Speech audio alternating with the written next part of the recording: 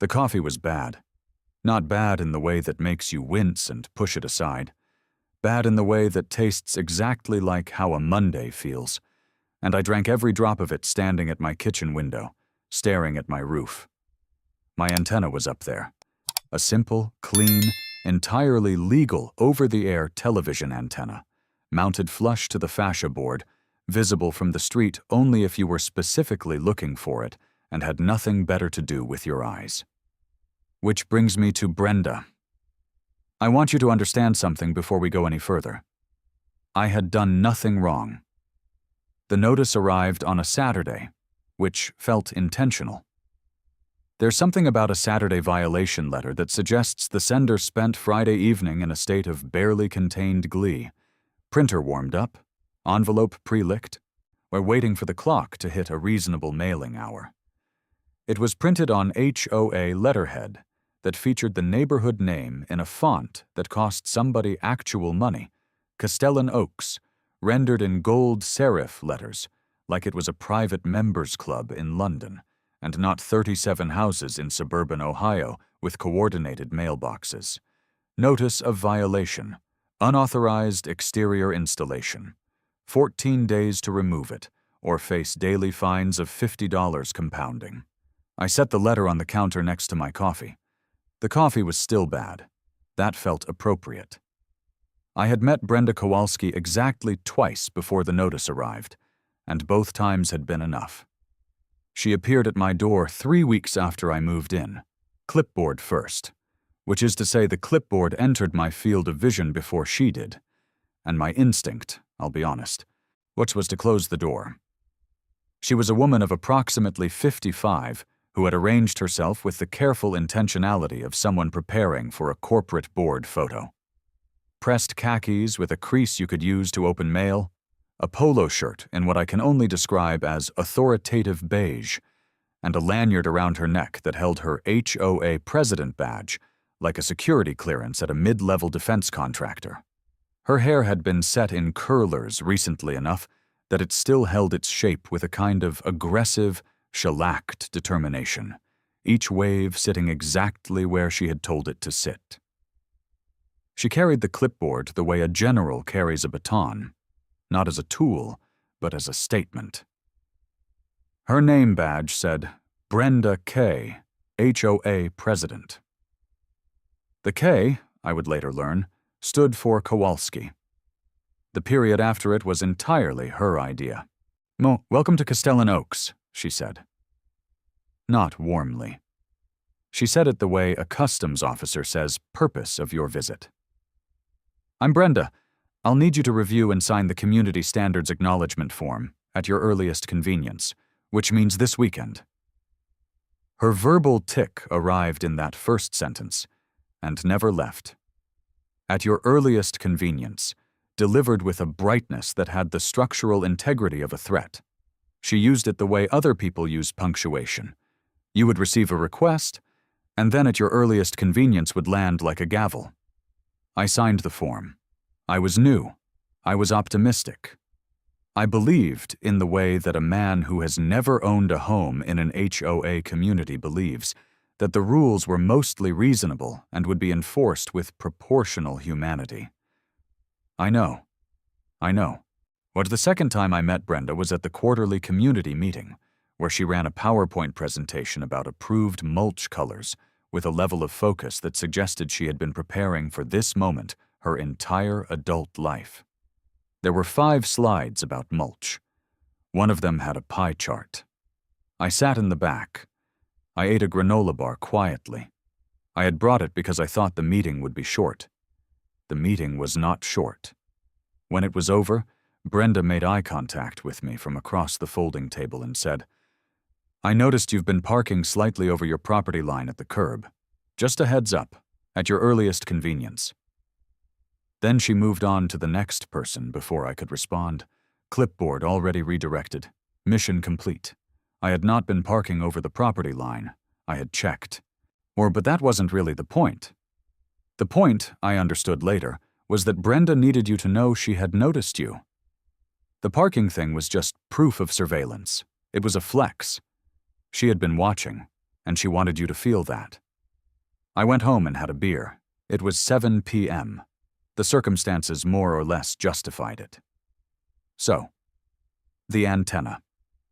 Here is what the law actually says about this, and I am telling you as a person who spent 3 hours that Saturday afternoon finding out. The FCC has a rule called OTARD, over-the-air reception devices. It has existed since 1996. It explicitly restricts HOAs from prohibiting antennas under 1 meter in size that are used to receive video programming. The rule is federal. It preempts HOA bylaws. It is not a gray area. It is, in the language of the FCC, a viewer's right. I found this at approximately 2:17 p.m., sitting at my kitchen table in sweatpants, with a bag of pretzels that was mostly crumbs at that point. I read it twice. Then I read the HOA's violation notice again. My antenna was 28 inches. That is well under 1 meter. I had installed it myself over a weekend, with a level, a drill, and the calm satisfaction of a man completing a task correctly. It received local channels. It worked perfectly. Brenda had sent me a notice that was, in the precise legal sense of the term, unenforceable garbage. I finished the pretzels. I stared at the ceiling for a moment. Then I wrote a polite, measured, carefully documented response, citing the OTARD rule by name, attaching the FCC regulation, and noting that I would appreciate the violation notice being rescinded at her earliest convenience. I want that on the record. I tried the reasonable approach first. She escalated within 48 hours. Her response arrived not by mail, but in person, on a Tuesday evening while I was in my driveway washing my truck. Brenda materialized from down the block like she'd been waiting for me to come outside, clipboard in hand, pace suggesting urgency, lanyard swinging. "Mr. Marsh," she said, because she had learned my last name somewhere and used it the way people use formal address when they want you to feel processed. "I received your letter. The HOA board has reviewed your claims and finds them without merit. The antenna creates a visual disruption to the community aesthetic and is therefore subject to our architectural standards, regardless of FCC guidelines." I turned off the hose. That's how you know I was serious. I turned off the hose. "Brenda," I said, "the FCC rule specifically overrides HOA architectural standards for antennas under 1 meter. That's the whole point of the rule." "At your earliest convenience," she said, which in this context appeared to mean before you get fined into the ground, "I'd ask you to review page 47 of the Community Handbook, which addresses structures of an industrial or commercial nature. It's a television antenna. It creates a precedent." She wrote something on her clipboard. She had not looked at the clipboard once. The writing was purely theatrical, and we both knew it. A precedent for what, exactly? For structures. She clicked her pen. "Good evening, Mr. Marsh." And she walked back down the block. I stood in my driveway holding a wet chamois for a long moment. Oh, the truck was half clean. A robin landed on my mailbox, looked at me, and left. That felt like a review. I went inside, cracked a beer. It was 6:45 p.m., and I maintained the circumstances were sufficient, and I opened my laptop. This is where things took a turn. I want to be clear that what happened next was Brenda's fault at every stage. She had been warned.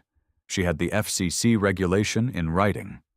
She chose instead to file a formal enforcement complaint with the HOA board, schedule a violation hearing for the following Thursday, and, this is the part I didn't find out until later, from my neighbor Dale, apparently mentioned to 3 or 4 people on the block that I was that type. I did not ask what type. Dale's expression suggested I didn't need to. The hearing was brief, procedurally strange, and resulted in the board, 4 people who all appeared to have been selected for their comfort sitting in folding chairs, upholding the violation and doubling the daily fine to $100, effective immediately. I sat in that room and listened to this delivered with the gravity of a sentencing hearing and thought, okay, just okay. I drove home. I sat at my kitchen table for a while with a glass of water, just water, because I wanted to be completely clear-headed for what I was about to do. I opened a fresh browser tab. I had been thinking, on the way home, about proportionality. Brenda had a problem with my 28-inch antenna. She found it visually disruptive. She felt it created a precedent for structures. I thought about that word, structures. I typed, residential satellite dish installation, maximum legal residential size, on no permit required. Then I typed, C-band satellite dish, 10-foot diameter, residential zoning. Then, because I am a man who believes in research, I typed, NASA-grade parabolic dish antenna, consumer equivalent, ground mount. The results were, I'll say, illuminating. I am not making this up. Here is what I need you to know about Ray Kowalczyk. He was not someone you called for a small job. Ray was someone you called when you had decided to commit to something, because Ray had never in his adult life done anything at half volume. He was my former co-worker from a telecom job I had 8 years ago, a man who stood 6'3" in work boots that looked like they had survived something, with hands that appeared engineered for moving heavy objects and a personal philosophy that could be summarized as I don't see why not. And I called Ray on a Friday night. I need help installing a satellite dish, I said. What size? Said Ray. 10 feet. Silence. Diameter? Yeah. More silence. Then, I'll bring the come-along. That was the whole conversation. I want you to sit with that for a moment. A man responds to 10-foot satellite dish, not with why, or are you sure, but with, I'll bring the come-along. That is Ray.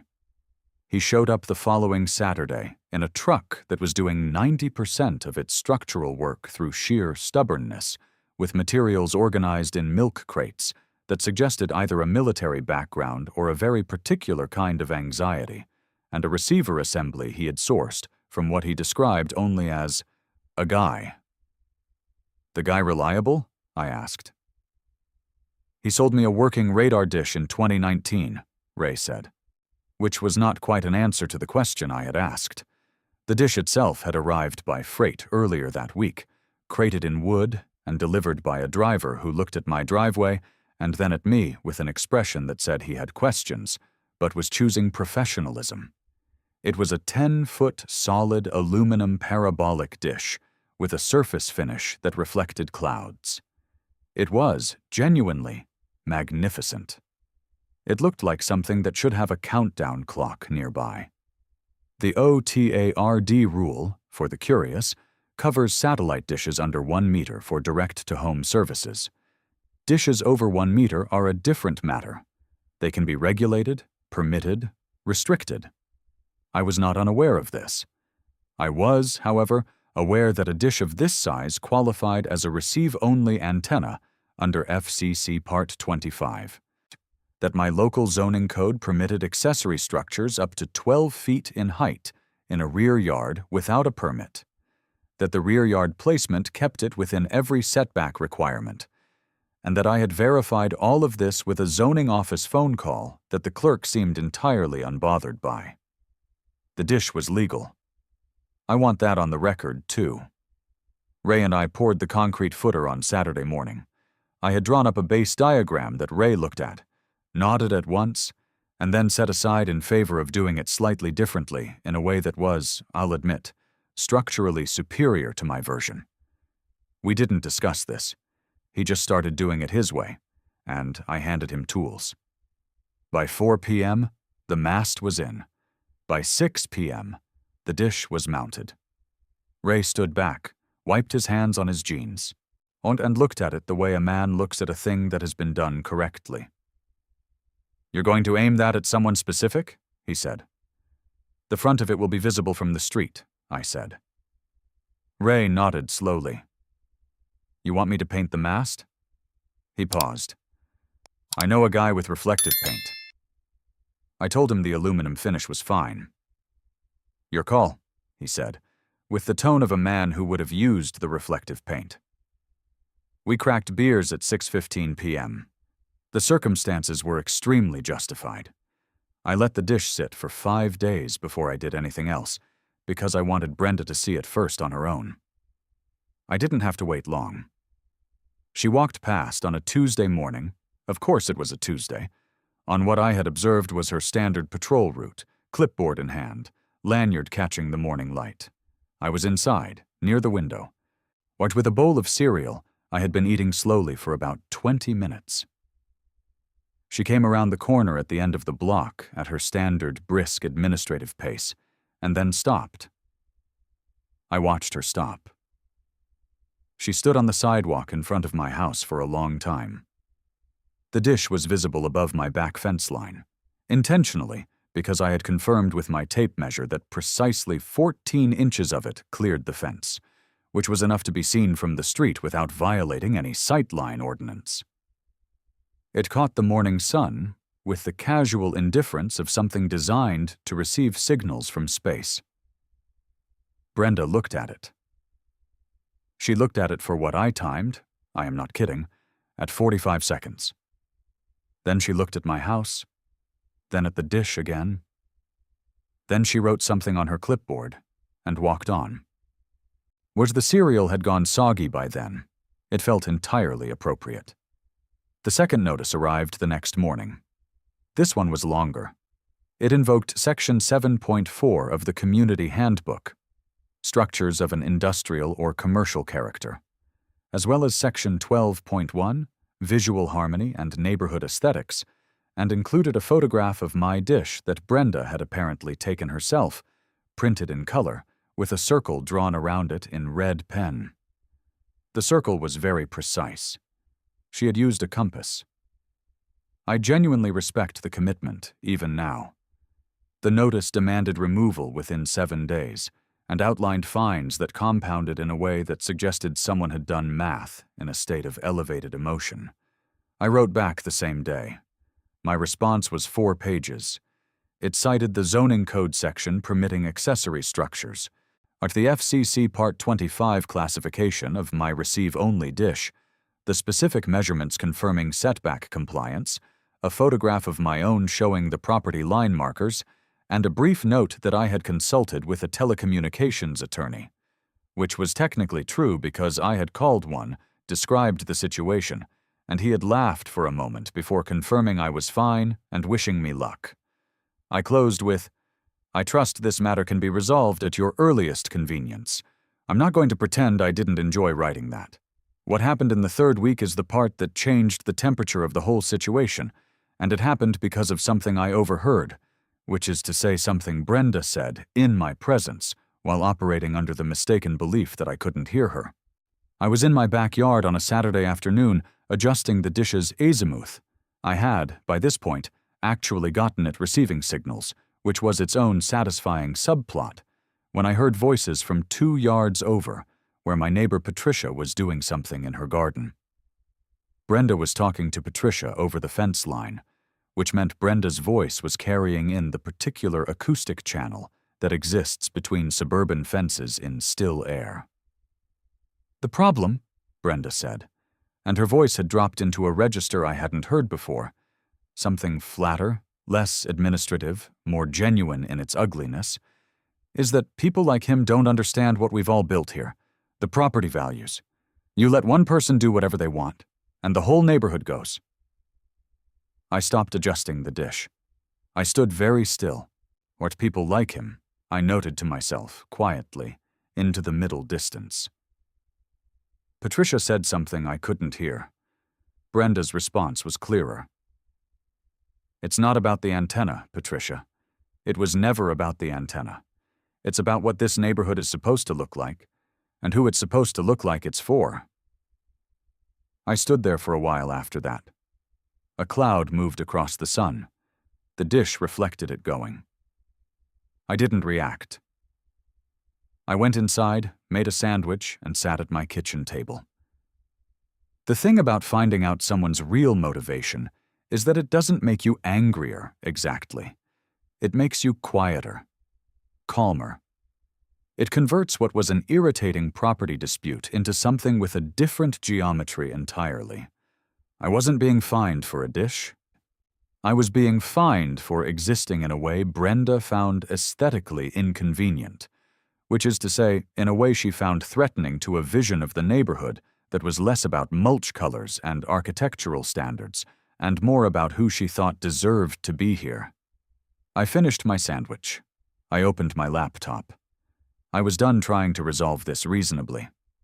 What I had been working toward, and what the past 3 weeks had been quietly building into, arrived in the form of a formal FCC complaint filed through the agency's online portal, documented with every piece of correspondence, the original violation notice, the hearing outcome, Brenda's second letter, and my responses to each.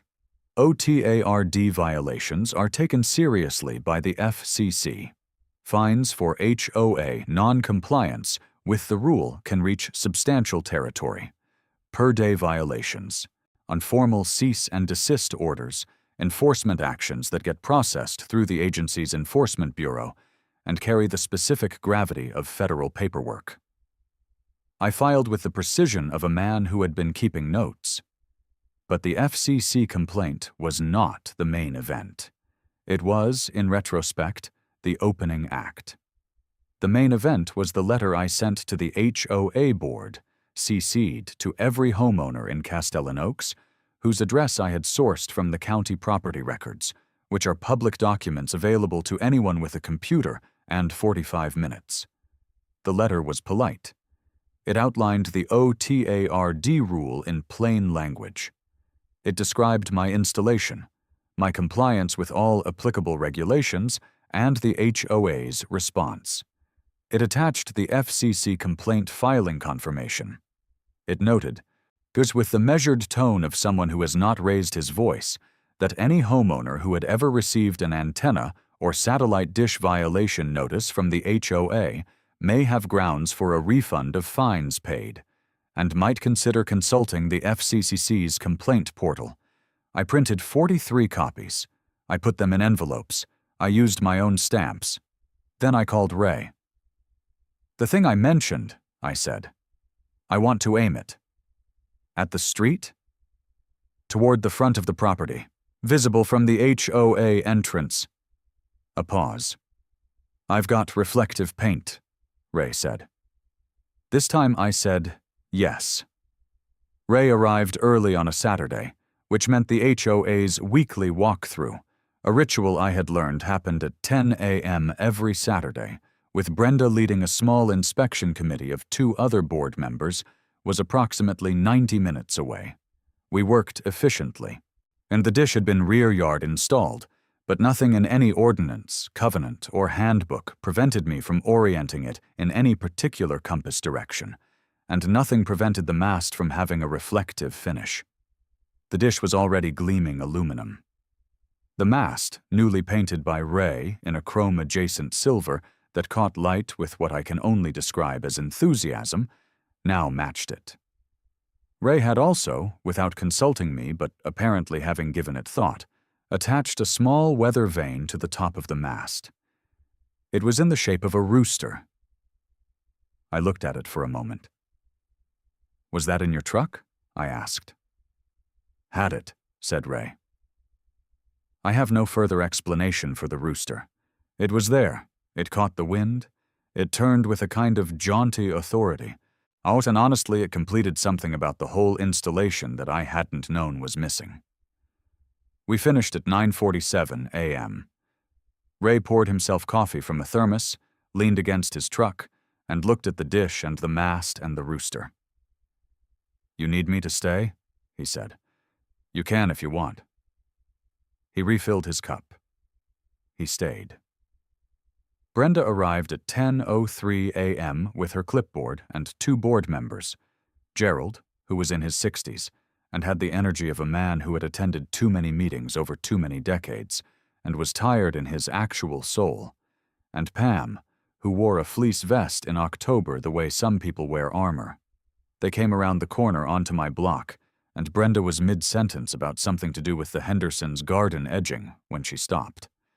I was sitting on my front porch with a cup of coffee, and the dish was visible over my roofline from this angle, the mast rising above the fence, chrome bright in the October morning, the dish angled southeast, the rooster at the top turning slightly in a breeze that had the comedic timing of a professional.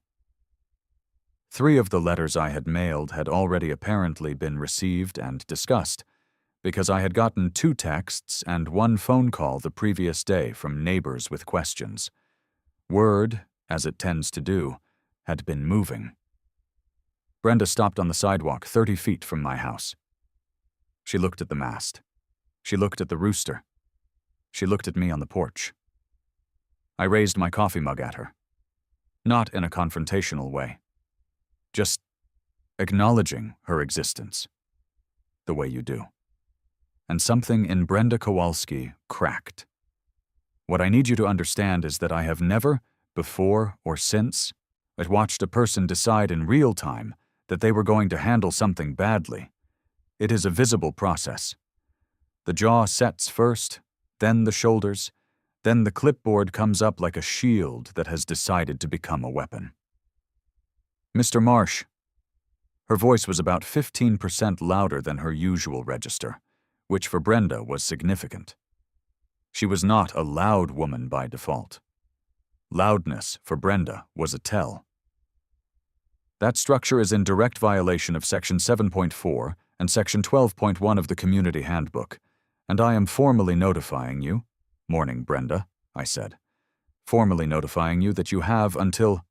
She checked her clipboard, which must have had a timeline already written on it, which means she came prepared to escalate, which means she had planned for this 5 p.m. today to begin the removal process, or the board will be pursuing all available remedies. That sounds like a lot, I said. More coffee? Her eye twitched. I don't mean that metaphorically. Her left eye made a small, involuntary movement, and she blinked against it. Gerald, standing slightly behind her, was looking at his own shoes. Pam had turned slightly to look at the dish, then at the rooster, and her expression had acquired a quality that was fighting to remain professional. This is not a joke, Brenda said. I know, I said. I filed an FCC complaint. That part's pretty serious. Have you received it yet? They usually... I am not going to discuss that here. Okay. The structure is compliant with every applicable zoning regulation. On the FCC Part 25 classification of receive-only dishes above 1 meter and all relevant setback requirements. I've got the documentation inside if you'd like to review it.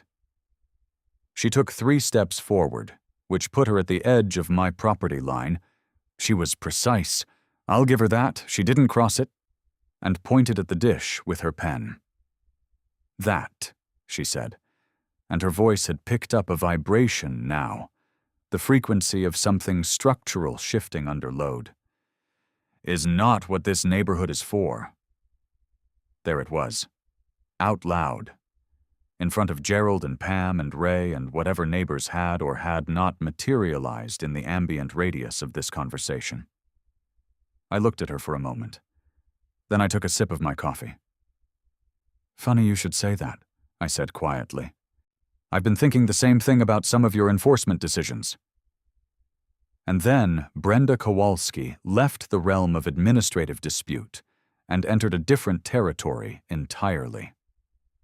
She said, loudly enough that the words were not ambiguous to anyone in a 30-foot radius. You don't belong here and you know it. Nobody wanted this. Nobody wanted you bringing this kind of thing into a community that people have worked hard to maintain. Her voice had gone up a full register and was now operating without any of its usual procedural scaffolding. No at your earliest convenience, no reference to section numbers, just the actual thing underneath all of it, standing in the morning light in authoritative beige, shaking slightly, clipboard clutched in both hands now like a life preserver. Gerald took a step back, not away from me, away from Brenda. Pam had gone very still. A woman from down the block, Mrs. Okafor, who was in her 70s and had a garden that put the rest of the street to shame, had stopped walking her small dog and was standing on the sidewalk with an expression that could fairly be described as deeply satisfied. Ray, leaning against his truck with his thermos, had not moved, but his eyes had acquired a quality of focused attention. "I want that on the record," I said, to no one in particular. Not shouting, just noting it. "You think you can just—" Brenda's voice cracked on just in a way that exposed something raw underneath it. "Install whatever you want, file whatever you want, send letters to my entire community." Her community, I noted. "And just get away with it? I have built this neighborhood, I have maintained it. I have spent 15 years. And here, her clipboard arm came up and then came down, and the clipboard made contact with the top of her garden marking stake, the small orange one I had installed at the property line edge, and the stake popped out of the ground and skidded across the sidewalk in a small, absurd arc. The clipboard then hit the corner of her own knee, and she made a sound that was not a word. She looked at the stake on the sidewalk. She looked at the clipboard. She looked at me. "Brenda," Gerald said, and his voice had the specific exhaustion of a man who had reached the end of a very long road. "Don't," she said. "I think we should—" I said don't. She pointed at me again with the pen, and the pen's click-top came off and landed in the grass. She looked at the pen. Her chest was moving visibly with her breathing. What every part of the carefully maintained structure of Brenda Kowalski, the crease in the khakis, the shellacked waves, the administrative authority of the clipboard and the lanyard, and the 15-year investment in the idea that she was the person who decided what this neighborhood was. Every single part of it was coming apart in the October morning in front of Gerald and Pam and Ray and Mrs. Okafor and her dog, who had sat down, as dogs sometimes do when they sense something significant is happening. "You," she said, and her voice had dropped now, which was somehow worse than the shouting, "have no idea what you have done." "I have a pretty good idea," I said. "This isn't over." "I know. The FCC usually takes about 60 days to process a complaint. You'll probably hear from them before Thanksgiving." Her jaw closed. But her eyes went somewhere that wasn't the sidewalk or me or Gerald. Somewhere interior, somewhere where things were still manageable, where she was still in charge, where her community was still her community, and the mulch was still the right color, and nobody had installed a 10-foot satellite dish in defiance of her 15 years of carefully maintained order. She bent over and picked up the pen cap. She picked up the orange stake. She held both of them. She did not have enough hands for the clipboard, and both items and her composure. And something had to go, and what went was the composure entirely. "Gerald," she said very quietly. "Yeah," Gerald said. "I'm going home." She walked. Not her usual administrative stride. Something more mechanical, autopilot. A woman maintaining forward motion through sheer structural stubbornness. And the lanyard swung. The rooster turned in the breeze behind her, pointing southeast. Gerald looked at me. He looked at the dish. He looked at the rooster. "Nice weather vane," he said. "Thanks," I said. "My guy had it." Gerald nodded like that explained everything and followed Brenda down the block. Pam stood for a moment, looked at me with an expression I couldn't fully classify, and then walked after them. Mrs. Okafor, from the sidewalk, slow-clapped twice. Her dog wagged. Ray raised his thermos. I drank my coffee. The FCC complaint was resolved 11 weeks later with a formal finding that the HOA's enforcement actions regarding my original small antenna had constituted a violation of the OTARD rule. And the HOA was issued a cease and desist order and required to rescind all fines related to antenna installations in the community's enforcement history. 4 other homeowners, it turned out, had received similar notices over the previous 6 years and had paid fines. The refund process was, I'm told, administratively uncomfortable. Brenda did not attend the HOA board meeting at which these outcomes were announced. Gerald ran the meeting. He read from the FCC order with the expression of a man who had been waiting a long time to read something like it. And he read every word.